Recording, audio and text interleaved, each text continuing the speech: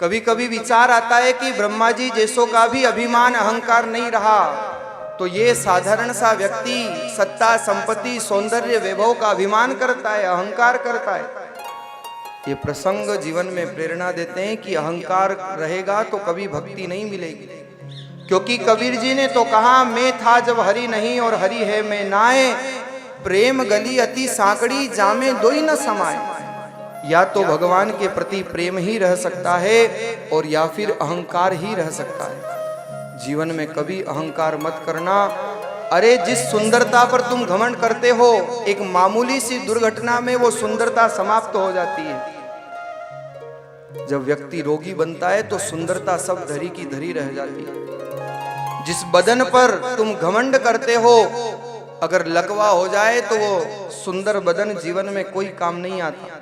जिस पैसे का व्यक्ति को अभिमान अहंकार होता है, एक क्षण में व्यक्ति का व्यापार जब ठप होता है तो अर्श से फर्श तक पहुंच जाता है।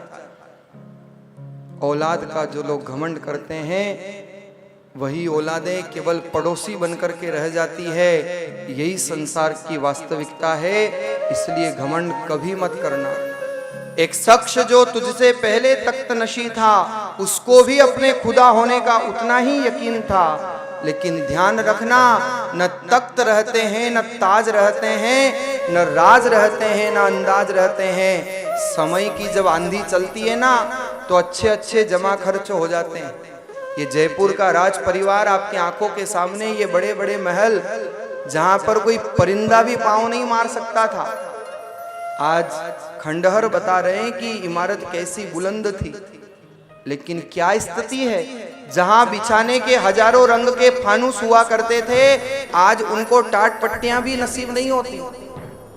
लेकिन फिर भी व्यक्ति अहंकार करता है, अभिमान में माता नहीं है। किस बात का अहंकार, किस बात का अभिमान। आप लोगों ने कभी शतरंज का खेल देखा हो?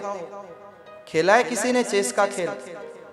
वो शतरंज की जो बिसात बिछती है ना, तो राजा अलग, पयादा अलग, घोड़ा अलग, हाथी अलग, सबके अलग अलग स्थान होते हैं।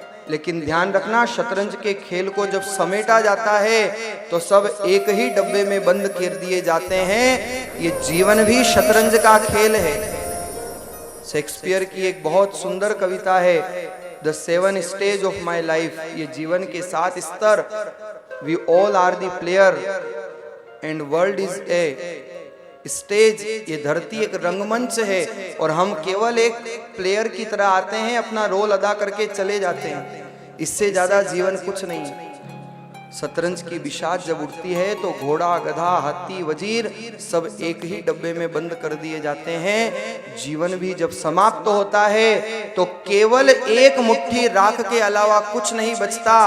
और वो एक मुट्ठी राख में आप पता नहीं कर सकते कि ये राख मालताल खाने वाले की थी या ये राख किसी मजदूर की थी। ये उस परमात्मा का न्याय है। क्या है आदमी की औकात? जो अहंकार, जो घमंड व्यक्ति करता है, क्या है आदमी की औकात? एक माचिस की तिल्ली, एक घी का लोटा और लकड़ियों के ढेर पे कुछ घंटों में राख, बस यही है आदमी की औकात। बस यही है आदमी की औकात। एक बूढ़ा बाप शाम को मर गया, सारी जिंदगी परिवार के नाम कर गया। कहीं रोने की सुगबुगाहट तो कहीं फुसफुसाहट। अरे जल्दी जाओ, घर के ही लोग बोलते हैं, अरे इसको जल्दी ले जाओ, कौन रखेगा सारी रात। बस यही है आदमी की औकात। बस यही है आदमी की औकात, इससे ज्यादा कुछ नहीं। और होता क्या है, मरने के बाद नीचे देखा तो नजारे नजर आ रहे थे। कुछ लोग जबरदस्त तो कुछ जबरदस्ती आंसू बहा रहे थे।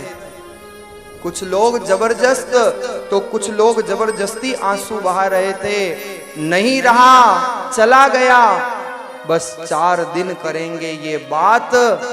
इतनी सी है आदमी की औकात, इतनी सी है आदमी की औकात। और क्या हो जाएगा?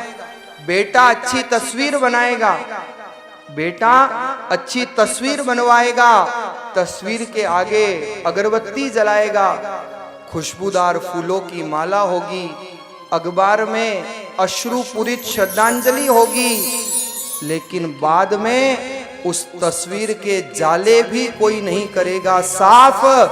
बस यही है आदमी की औकात, बस यही है आदमी की औकात। जीवन भर मेरा मेरा किया, अपने लिए कम, अपनों के लिए ज्यादा जिया। जीवन भर मेरा मेरा किया, अपने लिए तो कम, अपनों के लिए ज्यादा जिया। लेकिन कोई नहीं देगा तेरा साथ, तुझे जाना पड़ेगा खाली हाथ। एक तिनका भी तेरे को साथ में नहीं ले जाने की है औकात। बस यही है आदमी की औकात, बस यही है आदमी की औकात। फिर भी न जाने कौन सी शोहरत पर आदमी को नाज है।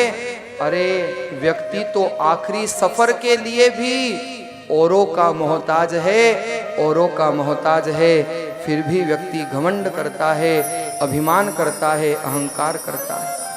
लेकिन ध्यान रखना, न मेरा एक होगा न तेरा लाख होगा। मत कर गरूर शाहे शरीर पर, तेरा भी राख होगा और मेरा भी राख होगा। एक मुट्ठी राख से ज्यादा इंसान की औकात नहीं है। फिर भी व्यक्ति अहंकार करता है, अभिमान करता है। अरे जिनको आप पूजते हो हनुमान जी महाराज, सीखो उनसे। जब हनुमान जी को कहा गया कि आप तो राम जी से भी बलशाली हो, राम जी को तो समुद्र पार करने के लिए पुल का निर्माण करना पड़ा, लेकिन आप तो उड़ के चले गए। पर हनुमान जी ने कभी अहंकार नहीं किया। क्या कहते हैं हनुमान जी? इसका प्रश्न का उत्तर आप सबको याद है। जब प्रश्न किया गया कि आप तो महान हो, तो हनुमान जी ने कहा ये मेरी महानता नहीं। और हनुमान जी कहते हैं कि प्रभु मुद्रिका मेली मुख माही, प्रभु मुद्रिका मेली मुख माही। जलधि लांग गए अचरज नाही, जलधि लांग गए अचरज। हनुमान जी ने अहंकार नहीं किया, अभिमान नहीं किया। वो कहते हैं प्रभु मुद्रिका मेली मुख माही, जलधि लांग गए अचरज नाही। ये मेरा सामर्थ्य नहीं, ये तो भगवान की उस मुद्रा का सामर्थ्य है जिसकी वजह से मैं ये कार्य कर सका। हनुमान जी ने कभी स्वयं को महान नहीं बताया। लेकिन व्यक्ति को तो महाराज थोड़ा भी धन मिल जाए ना, थोड़ा भी माया मिल जाए, तो व्यक्ति फूल के कुप्पा हो जाता है। और ये माया है क्या? ये माया ऐसी है जो है फिर भी नहीं है। एक शहर था जो कर्जे में डूबा हुआ था। एक राहगीर आया, 500 रुपए की नोट लेकर के होटल पर गया और होटल के काउंटर पर रख कर के कहा, जो वहां पर रिसेप्शन पे व्यक्ति बैठा था, कि मुझे कमरा चाहिए। उसने कहा जाओ पसंद करके आ जाओ। वो व्यक्ति पसंद करने गया। ध्यान देना इस दृष्टांत पर। 500 का नोट टेबल पे रखा और कमरा पसंद करने गया। लेकिन कर्जे में डूबा था शहर। वो रिसेप्शन पर जो व्यक्ति बैठा था, उसने वो 500 का नोट लिया और दौड़ करके घी वाले के पास गया, क्योंकि घी वाले का हिसाब बाकी था। वो 500 रुपए घी वाले ने रख ली। वहां से वो घी वाला 500 रुपए ले जा करके दूध वाले को देता है, क्योंकि दूध वाले के भी उससे बकाये थे। वो 500 रुपए दूध वाले के पास चले गए। वो दूध वाला भी 500 रुपए लेकर के भागा और जहां से रोज चारा लाता था वहां जाकर के जो बकाया पैसा था वो 500 रुपए उसको दे दिए। उसका भी हिसाब किताब चुकता हो गया। और जो चारे वाला व्यक्ति था, जो गाय का चारा देता था, वो वही 500 का नोट उसी होटल पर लेकर के आया जिस होटल पर वो राहगीर कमरा पसंद करने आया था। उसने 500 का नोट रखा और कहा, भैया कुछ दिन पहले मैंने यहाँ खाना खाया था, उसका हिसाब बाकी है, इसलिए ये 500 का नोट ले, हिसाब किताब चुकता। इतने में तो वो होटल से राहगीर वापस नीचे लौट करके आया और उससे कहा, भैया तुम्हारे यहाँ का कमरा पसंद नहीं आया, और 500 रुपए लेकर के वो वापस चला जाता है। बताओ किसने दिया किसने लिया, लेकिन हिसाब सबका हो गया। किसी ने लिया और किसने दिया, लेकिन हिसाब सबका हो गया। बस इसी को माया कहते हैं। खाली हाथ आए थे और खाली हाथ जाएंगे, ये तो केवल एक भ्रम है जो हमारी आंखों के सामने दिखता है, पर माया तो यही है जो नहीं है फिर भी दिखती है। और इसलिए तो कबीर जी कहते हैं, मत कर माया को अहंकार, मत कर काया को अभिमान, कायागार से काची। मत कर माया रो अभिमान, मत कर काया को अभिमान, कायागार से काची।